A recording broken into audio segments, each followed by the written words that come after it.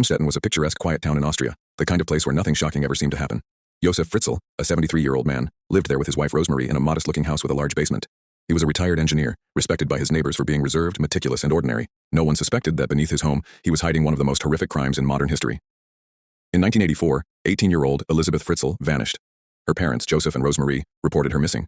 Weeks later, Joseph showed police a letter allegedly written by Elisabeth, saying she had run away to join a religious cult. Authorities accepted the explanation, especially because Elisabeth had previously threatened to leave. But the truth was far more sinister. She hadn't run away. She was locked in a secret cellar under her father's home, a chamber he spent years building. Elisabeth's nightmare began when Joseph asked her to help him carry a door down to the basement.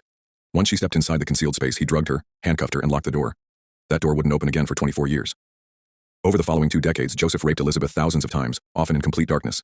She gave birth to 7 children, all fathered by him. 3 of the children, Lisa, Monica, and Alexander, were taken upstairs by Joseph and raised as if adopted, with fake letters from Elisabeth saying she had left them. Rosemary helped raise them, believing her daughter was still alive in the outside world. The other 3, Kirsten, Stefan, and Felix, were kept underground with Elisabeth. They never saw daylight. One child died just days after birth due to neglect. Joseph burned the body in a furnace. That act would later lead to a murder charge.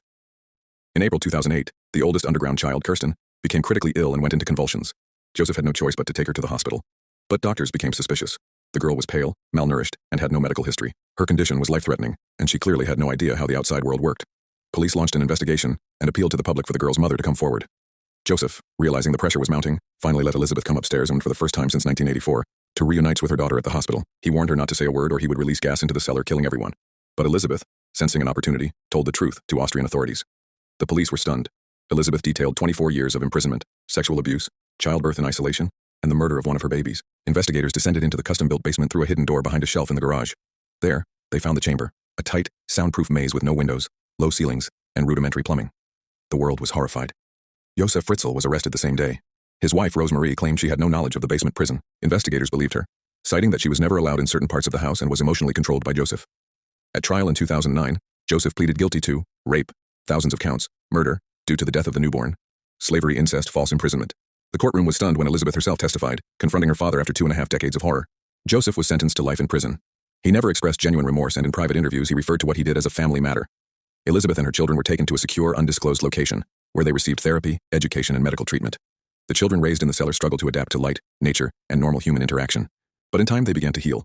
The Austrian government provided them with new identities, round-the-clock support, and an effort to ensure they could build a life away from the media. Josef Fritzl, now in his late 80s, remains in a psychiatric prison, reportedly suffering from dementia and deteriorating health.